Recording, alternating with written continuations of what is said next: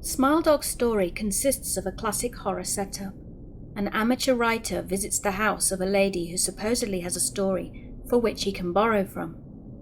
Rather than speak, however, the lady has locked herself up in her room, crying and ranting about nightmares and visions and various other problems. All these center around a floppy disk she had been given that contained the image smile.jpg, which is smile.dog. Other cases of this have cropped up. Viewing this image incites insanity, and no copy of the exact image exists on the web, though likenesses of it do. The true image of smile.jpg is recognized due to the effect it has on the viewer. That is, they wind up dead. Attaching the file, that is, spreading the word, is the only way to save oneself from the smile.dog that appears in one's dreams demanding to spread the word. Some say that the original legend began with an image of the devil. I first met in person with Mary E. in the summer of 2007. I had arranged with her husband of 15 years, Terence, to see her for an interview. Mary had initially agreed, since I was not a newsman, but rather an amateur writer gathering information for a few early college assignments, and if all went according to plan, some pieces of fiction. We scheduled the interview for a particular weekend, when I was in Chicago on unrelated business, but at the last moment Mary changed her mind and locked herself in the couple's bedroom, refusing to meet with me. For half an hour I sat with Terence as we camped outside the bedroom door, I listening and taking notes, while he attempted fruitlessly to calm his wife. The things Mary said made little sense, but fit with the pattern I was expecting. Though I could not see her, I could tell from her voice that she was crying, and more often than not her objections to speaking with me centered around an incoherent diatribe on her dreams, her nightmares. Terence apologized profusely when we ceased the exercise, and I did my best to take it in stride. Recall that I wasn't a reporter in search of a story, but merely a curious young man in search of information. Besides, I thought at the time, I could perhaps find another, similar case if I put my mind and resources to it. Mary E. was the size-up for a small Chicago-based bulletin board system in 1992 when she first encountered smile.jpg, and her life changed forever. She and Terence had been married for only 5 months. Mary was one of an estimated 400 people who saw the image when it was posted as a hyperlink on the BBS, though she is the only one who has spoken openly about the experience. The rest have remained anonymous, or are perhaps dead. In 2005, when I was only in 10th grade, smile.jpg was first brought to my attention by my burgeoning interest in web-based phenomena. Mary was the most often cited victim of what is sometimes referred to as smile.dog. The being smile.jpg is reputed to display. But what caught my interest, other than the obvious macabre elements of the cyber legend and my proclivity towards such things, was the sheer lack of information, usually to the point that people don't believe it even exists, other than a rumor or hoax. It is unique because, though the entire phenomenon centers on a picture file, that file is nowhere to be found on the internet. Certainly many photo-manipulated simulacra littered the web, showing up with the most frequency on sites such as the image ball 4chan, particularly the X-Focus Paranormal subboard. It is suspected these are fakes because they do not have the effect that true smile.jpg is believed to have, namely sudden onset temporal lobe epilepsy and acute anxiety. This purported reaction in the viewer is one of the reasons the phantom-like smile.jpg is regarded with such disdain, since it is patently absurd, though depending on whom you ask, the reluctance to acknowledge the smile.jpg's existence might be just as much out of fear as it is out of disbelief. Neither smile.jpg nor smile.dog is mentioned anywhere on Wikipedia, though the website features articles on such other, perhaps more scandalous shock sites as hello.jpg or 2 girls 1 cup. Any attempt to create a page pertaining to smile.jpg is summarily deleted by any of the encyclopedia's many admins. Encounters with smile.jpg are the stuff of internet legend. Mary E.'s story is not unique. There are unverified rumours of smile.jpg showing up in the early 20s of Usenet, and even one persistent tale that in 2002 a hacker flooded the forums of humour and satire website Something Awful with a deluge of smile.dog pictures, rendering almost half of the forum's users at the time epileptic. It is also said that in the mid to late 90s that smile.jpg circulated on Usenet and as an attachment of a chain email with the subject line, "Smile, God loves you." Yet despite the huge exposure these stunts would generate, there are very few people who admit to having experienced any of them, and no trace of the file or any link has ever been discovered. Those who claim to have seen smile.jpg often weakly joke that they were far too busy to save a copy of the picture to their hard drive. However, all alleged victims offer the same description of the photo. A dog-like creature, usually described as appearing similar to a Siberian husky, illuminated by the flash of the camera, sits in a dim room, the only background detail that is visible being a human hand extended from the darkness near the left side of the frame. The hand is empty, but is usually described as beckoning. Of course, most attention is given to the dog, or dog creature, as some victims are more certain than others about what they claim to have seen. The muzzle of the beast is reputedly split in a wide grin, revealing 2 rows of very white, very straight, very sharp, very human-looking teeth. This, of course, not a description given immediately after viewing the picture, but rather a recollection of the victims who claim to have seen the picture endlessly repeated in their mind's eye during the time they are, in reality, having epileptic fits. These fits are reported to continue indeterminably, often while the victims sleep, resulting in very vivid and disturbing nightmares.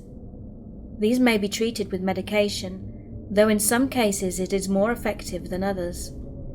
Mary E., I assumed, was not on effective medication. That was why after my visit to her apartment in 2007, I sent out feelers to several folklore and urban legend-orientated news groups, websites and mailing lists, hoping to find the name of a supposed victim of smile.jpg who felt more interested in talking about his experiences. For a time nothing happened, and at length I forgot completely about my pursuits, since I had begun my freshman year of college and was quite busy. Mary contacted me via email, however, near the beginning of March 2008. It read, "I am incredibly sorry about my behaviour last summer when you came to interview me. I hope you understand that it is no fault of yours, but rather my own problems that led me to act out as I did. I realised that I could have handled the situation more decorously, but I hope you will forgive me. At the time, I was afraid. You see, for 15 years I have been haunted by smile.jpg, smile.dog. It comes to me in my sleep every night. I know that sounds silly, but it is true. There is an ineffable quality about my dreams, my nightmares, that makes them completely unlike any real dreams I have ever had. I do not move and I do not speak. I simply look ahead, and the only thing ahead of me is the scene from that horrible picture.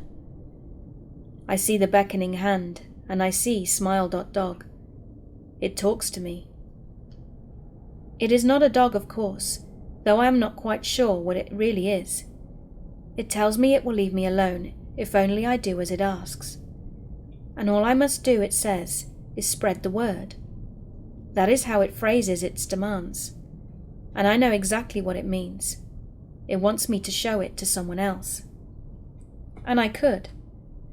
The week after my incident, I received in the mail a manila envelope with no return address.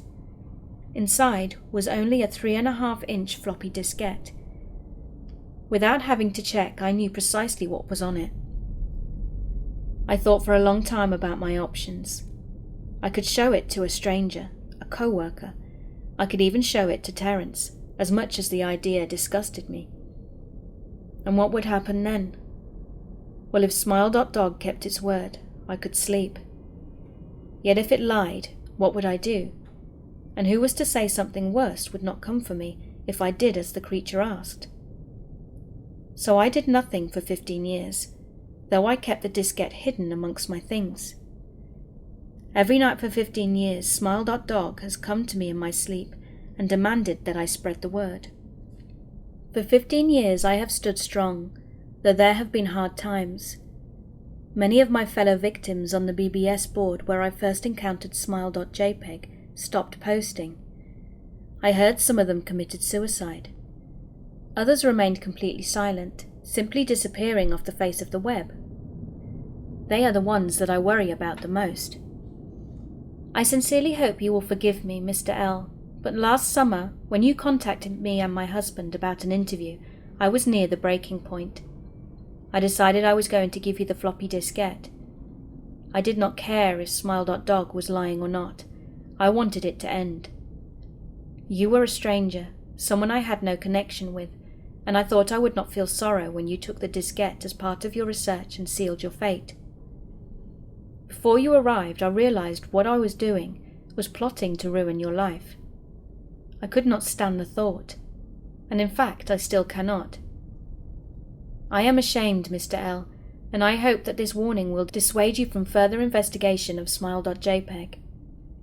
You may in time encounter someone who is, if not weaker than I, then wholly more depraved. Someone will not hesitate to follow smile.dog's orders. Stop while you are still whole. Sincerely, Mary E. Terence contacted me later that month with the news that his wife had killed herself. While cleaning up the various things she'd left behind, closing email accounts and the like, he happened upon the above message. He was a man in shambles. He wept as he told me to listen to his wife's advice. He found the diskette, he revealed, and burned it until it was nothing but a stinking pile of blackened plastic. The part that most disturbed him, however, was how the diskette had hissed as it melted, like some sort of animal, he said. I will admit that I was a little uncertain about how to respond to this. At first I thought perhaps it was a joke, with the couple belatedly playing with the situation in order to get a rise out of me. A quick check of several Chicago newspapers' online obituaries, however, proved that Mary E. was indeed dead. There was, of course, no mention of suicide in the article.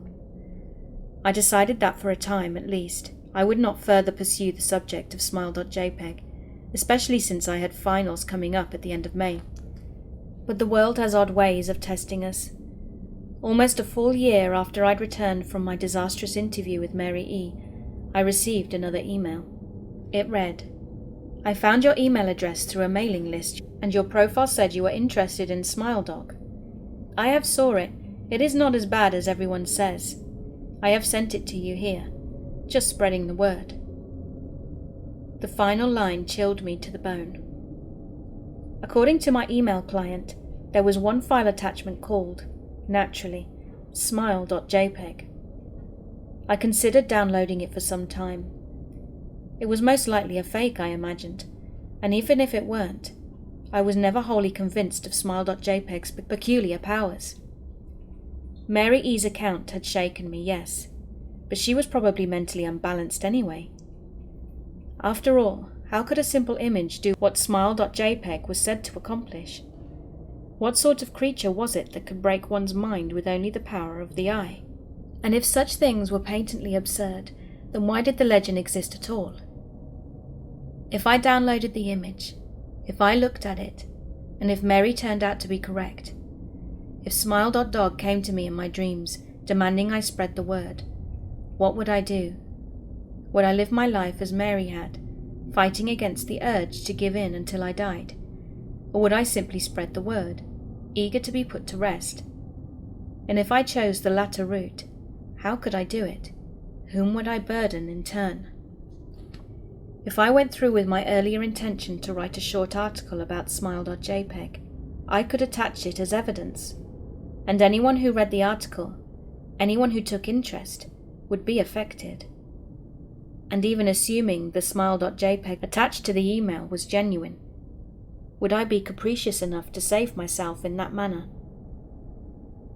Could I spread the word? Yes. Yes, I could.